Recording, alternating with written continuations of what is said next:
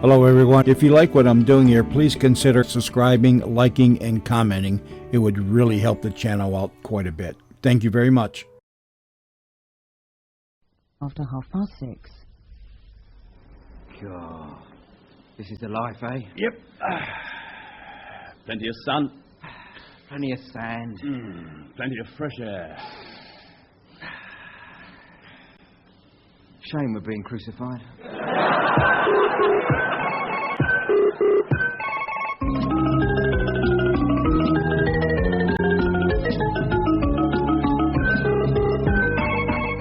We present Dial M for Pizza, starring Robert Bathurst, Brenda Blethyn, Mike Grady, and Jonathan Kidd.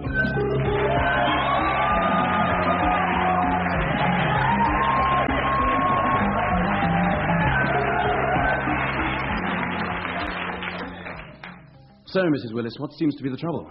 Well, Doctor, I keep getting this recurring nightmare. Go on. What happens? I can never remember exactly, but I'm at the doctor's, actually, and, well, I begin to realise that the doctor is going to do something horrible to me. Something horrible, Mrs. Willis? Or is it the other way round? And now it's time to give a toast and give back the toasters in The Perriers Have Just Got Married, an everyday story of smug bastards who have just got married.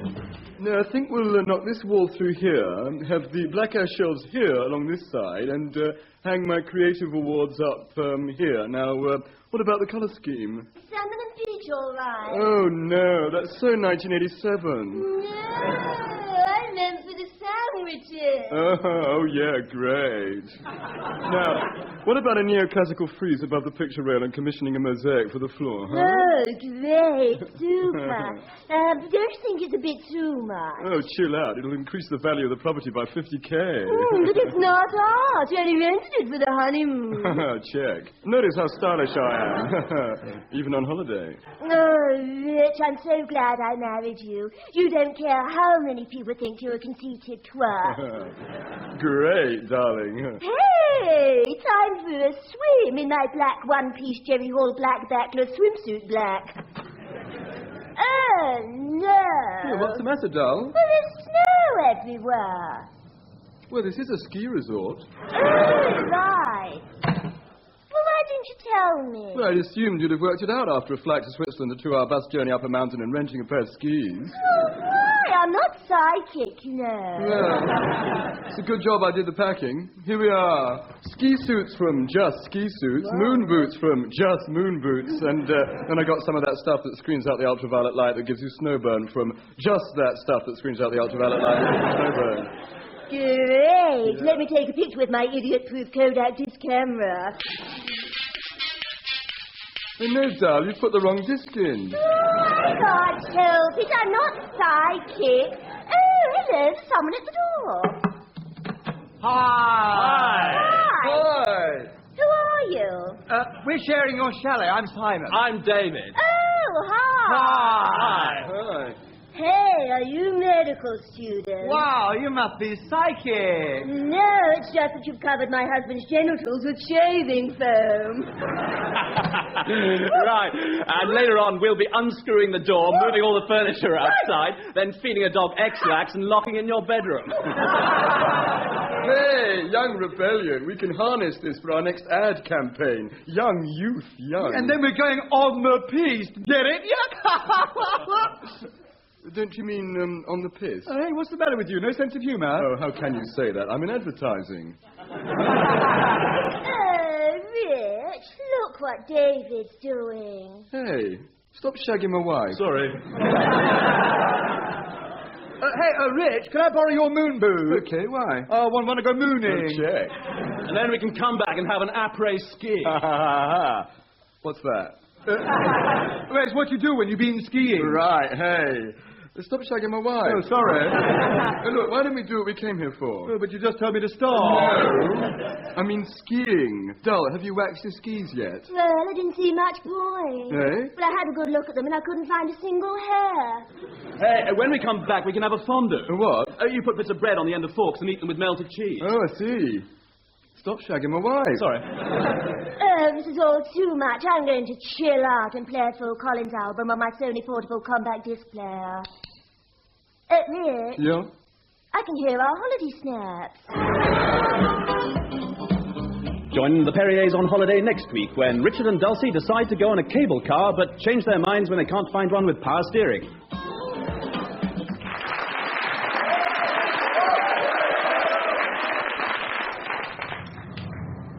Excuse me, young man. When I was your age, it was customary for gentlemen to give up their seat on the bus to elderly ladies. But I'm the driver. Well, have we all got our sherries? Small one for me. Super. Now, the reason I've invited you all here, gentlemen and lady, is that in these straitened economic times, the baleful eye of the Vice-Chancellor has fallen upon our cherished philosophy department. Did somebody mention sherry? And on the sideboard, Dr. Dobber. Oh, thank you. And I'm here to tell you that the college is under siege from those members of the government who believe that cuts have to be made wherever dead wood occurs. If I may be permitted an arboricultural metaphor. Any cake to soak up the sherry, Professor Hewitt? By the bookcase, Dr. Dobber. Thank you, Professor Hewitt. Therefore, it is incumbent upon us to prove that the philosophy department is a flourishing grove where slender saplings may thrive and grow into mighty, sempiternal oaks. Would you care to define your terms, Professor Hewitt? Oh, thank you for pulling me up on that, Dr. Pettijohn, and if I may say so, it was very charmingly put. Thank you, Professor Hewitt. Not at all, Dr. Pettijohn. Well? Well, what I'm saying is that you are all going to get the sack.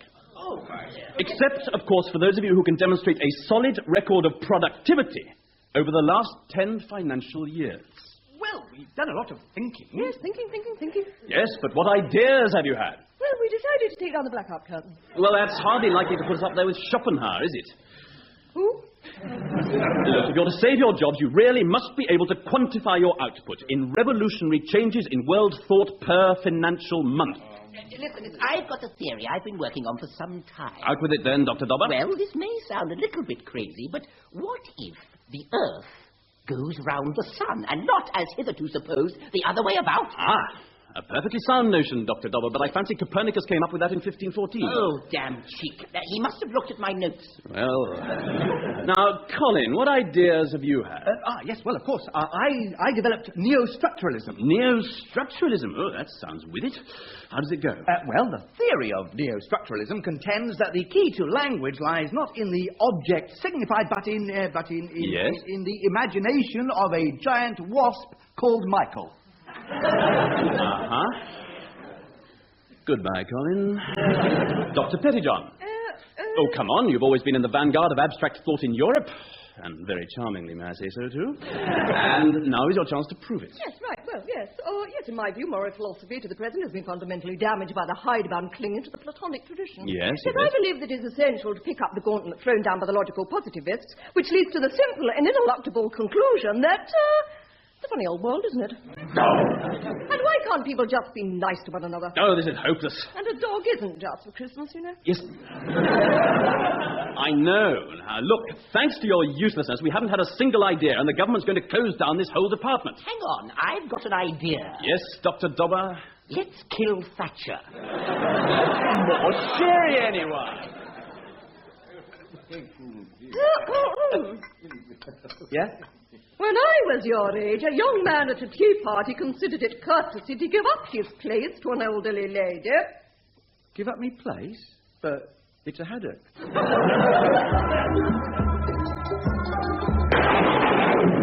Noah, my husband, the ark is in readiness. It is as well, my dear wife, for the storm clouds are gathering o'er those mountains yonder. Let the loading commence in all haste. Let the loading commence. Let the loading commence. The loading has commenced. Smashing. Right. 2 lions. 2 lions. 2 giraffes. 2 giraffes. 2 lizards. 2 lizards. 2 ibbotsons. 2 ibbotsons. 2 antelopes. 2 Here, just a moment. What are ibbotsons? Small green tree frogs that live in Brazil. No, they're not. They are. They are not. They're small grey humans who live in that off-license on the corner. And now that you mention it, I suppose they are. Nothing like tree frogs. Not really, no. Well, then what are they doing here? They're an endangered species. Endangered species? My ark? They're two of your pals.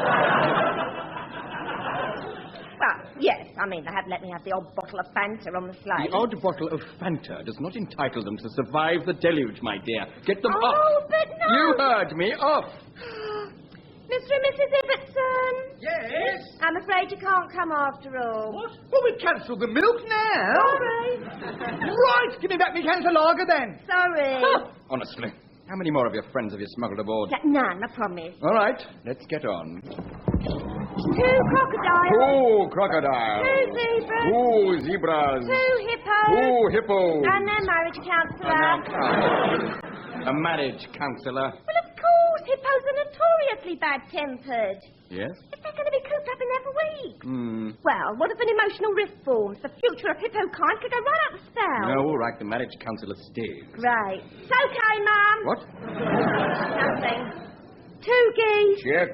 2 moths. Check. 2 great crested hairdressers. Check. 2 ring-tailed male models. Check. 2 ants. No, I'm sorry, my love. Stop. You don't get me that way. What is it? These. Yes?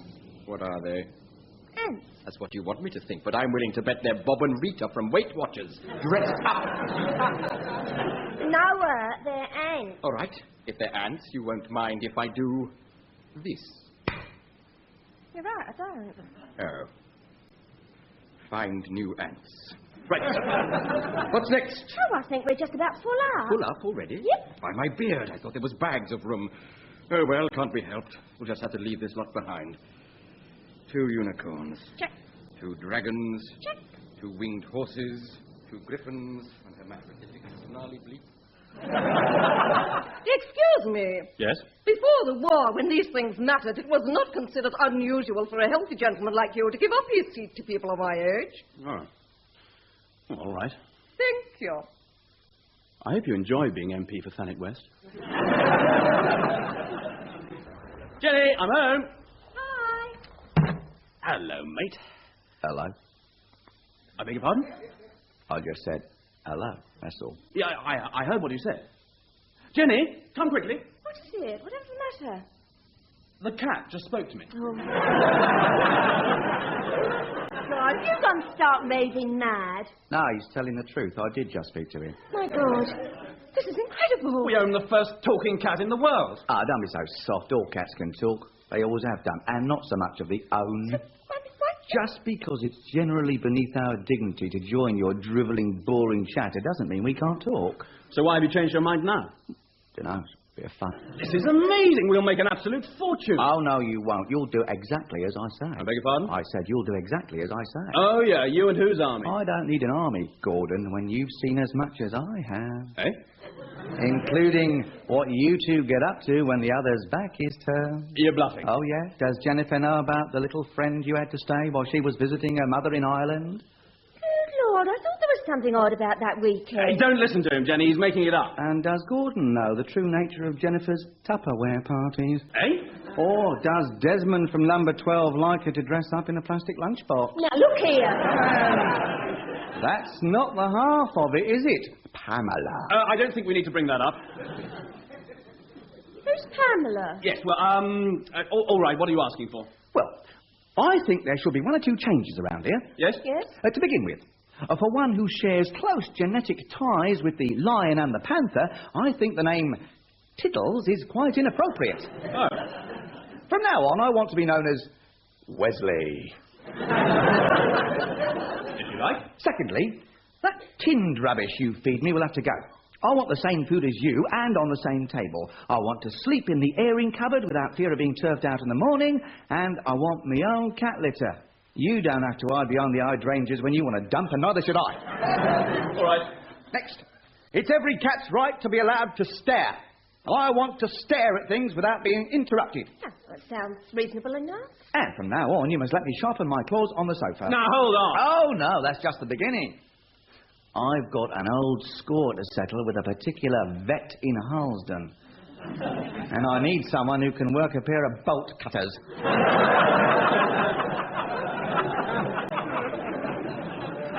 Now, look here, Tiddles. Wesley. That's going too far. Look, when all's said and done, you're just still a cat. Oh, no, Gordon, don't upset him. Why should we pay the least attention to anything he says? Now see what you've done. God, look, I'm sorry, Wesley. Look, you can sleep in the airing cupboard. You can have the cat litter, anything, but you can't go around mutilating vets. But you can go around mutilating cats, eh? No, it really won't do, Gordon. And I wouldn't give a fudge for your job when the boss finds out about Pamela. Still, it's your choice. You're crazy. No, Gordon, you're crazy. What? Gordon? Yes? Gordon. Oh, that's funny. I could have sworn I heard you talking to somebody. No. I think perhaps I was having one of my turns. Gordon, sit down. Gordon. Look, I think it's time we had a talk. Sure. Serious talk. Yes, Jenny, anything you say. Now, Gordon. I'm being blackmailed by the cat.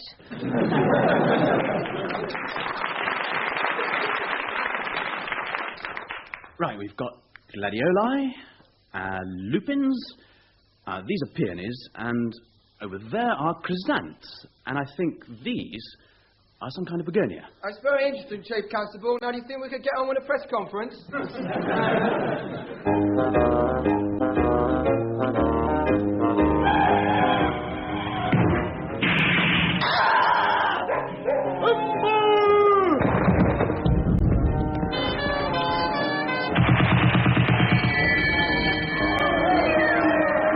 We present The Adventures of Mr. Makes-A-Lot of Mistakes, starring Ella Fitzgerald and some twigs.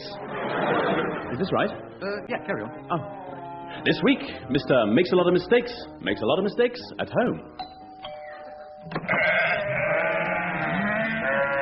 Hello? Hello, darling. I'm home. Oh, no. Where did all these sheep come from? Oh, sorry. I thought I was a shepherd. Oh, you do make a lot of mistakes, Mr. Makes a lot of mistakes. And so do I. Oh, never mind. Look, I made you a nice cup of tea. Oh, lovely, dear. I'll wear it to work tomorrow. Don't be silly, darling. Tomorrow's Saturday. Is it? Then I must remember to wear some clothes. Don't really. You have a limit. Now sit down and drink your tea.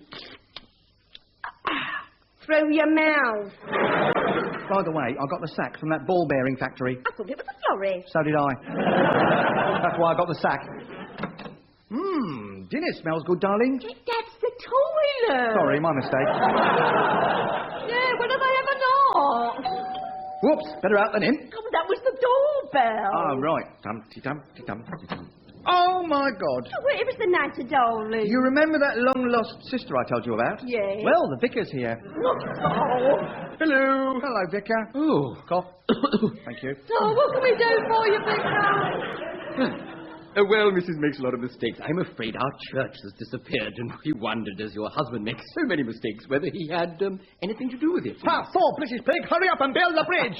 Look, yes, I'm sorry, Mrs. makes a lot of mistakes. I can see you've enough problems of your own. I won't trouble you any further. Oh, that's all right, Vicar. I'll have a W, please, Bob. Oh! Do you mind if I make a quick phone call before I go? Not at all. Oh, my God, the vicar's eating our vacuum cleaner. Yeah, I told you he was my long-lost sister. Hello. Delicious.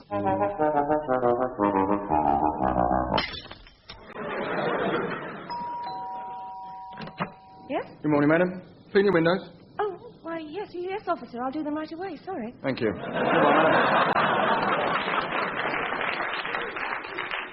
Good evening. And now the news for cats, read by me, Wesley the Ginger Tom. With subtitles for dogs, because they're stupid. Meow. In the back garden today, a new tabby has been spotted. A spokesman for the cat community said, if he carries on strutting and preening the way he has been, he's going to get his head kicked in. On the cat exchange, the feline pound fell dramatically, but landed on all fours. Oh, look, a bit of string, and missed it. Oh, well. Anyway, in Leicestershire, the milk's been flowing in celebration for Fudge the tortoiseshell, who has just set a new world record for licking her bum. No, string's back. Oh, damn. Yeah, nearly had it that time.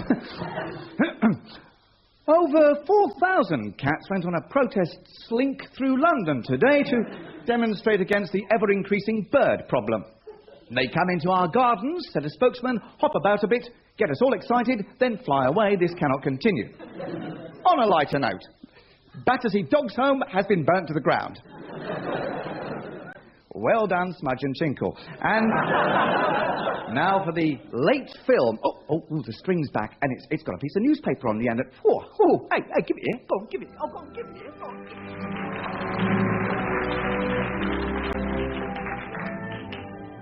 it. If you've seen A Room with a View, if you've seen Summer Story, if you've seen Morris, tell him to give me a ring.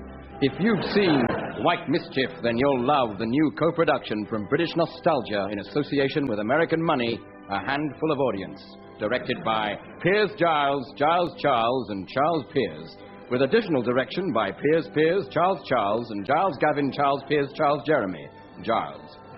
A Handful of Audience, starring James Wilby, Julian Sands, and Rupert Graves as a lot of wet Englishmen.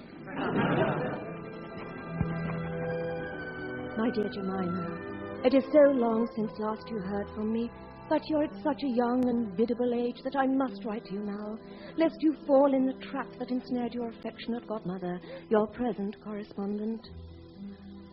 The person who is writing to you now. The events I'm about to relate began in the August of 1922. How much greener and warmer the summer seemed then. How ripe are the corn, how white are the sheep. How much more authentic the crockery and silverware. How much wetter the men.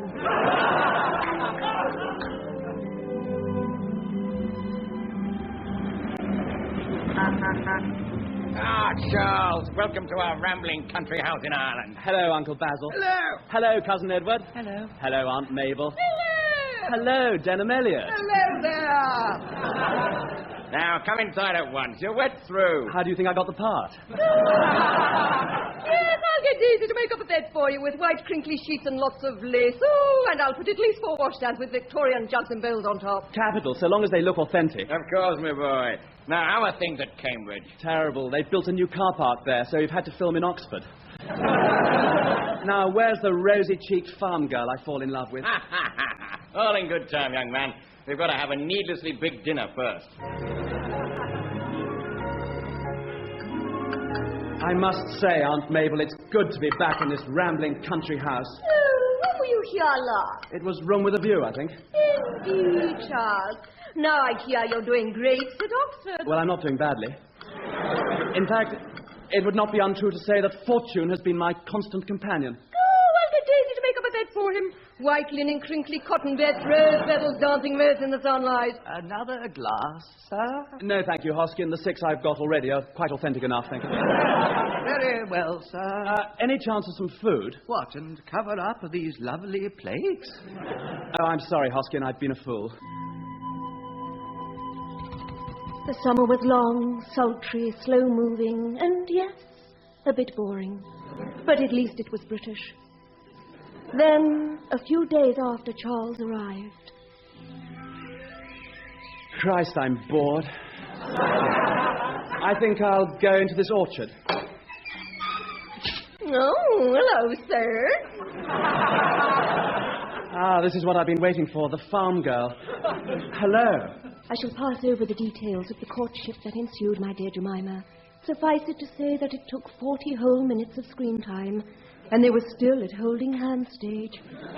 But at least now we all know what a cornfield looks like. Then one long, slow morning as Charles was out rambling with his peers, his Giles and his Gavins. Ah, isn't nature wonderful? Oh, well say, old man. Quick, look over there. Golly, the great crested grebe. No, next to it. Oh, good Lord. It's Denham Elliot. Hello there. Oh, look, here's Jeremy. I say, Charles, Giles, Gavin, Piers, good news. What is it, Jeremy? Simon Callow's arrived. We can do the bathing in the nude scene. Hurrah! Hello, everybody. Ah, what a refreshing swim. Now, let's take our clothes off.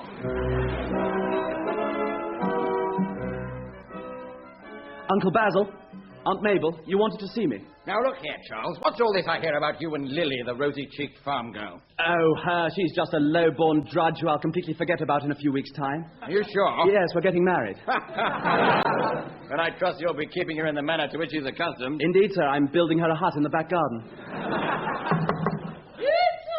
Postman, milady, telegram for Mr. Charles. Thank you. Oh, no. What's the matter, old man? It's my father. He's died, and I'm to go to Kenya and take over the management of his collection of drunk adulterers, visit a few gratuitous polo matches, and probably go up jungle and run into Alec Guinness. Oh, but Charles, you promised to marry me. Only if my father approves. Oh, but he's dead. Exactly. Dad, you're so wet. If there's no reply, milady, I'll be on my way now. Nonsense, postman. I'll get Daisy to make up a bed for you with embroidered coverlets, porcelain chamber pots, starched collars, sepia photographs, and a lavish reconstruction of the general strike. And so Charles abandoned his low-born fiancée, took a package to Kenya, and served a 15-year sentence for drug smuggling. On his release, he was thrust into the giddy world of houseboys, gin slings, and safaris. Well done, lad. You made a kill. Let's have a look. Oh, my God, it's Denham Elliot. Hello there. So, Jemima, back he went to England, back to Lily the farm girl, his long-abandoned love, whose identity, my dear goddaughter, I am certain you have guessed by now. Lily. Charles? Lily. For 15 years I've been a snob, a wet, a blinkered slave to my class. Yeah, I heard you were in prison. Yes, but I'm back now. Please say you'll marry me. Oh, before I can, Charles, there's something you should know. What? What is it? Oh, I'm not the woman you thought I was. What? What? Oh. Good Lord, you're Denham Elliot. Hello there! So, Jemima, pay heed to my warning. Don't make the same mistake as I, your wretched godmother. Should a film called A Handful of Audience come to your local, go and see Nightmare on Elm Street 4. It's much better. Love and kisses, Auntie Beth.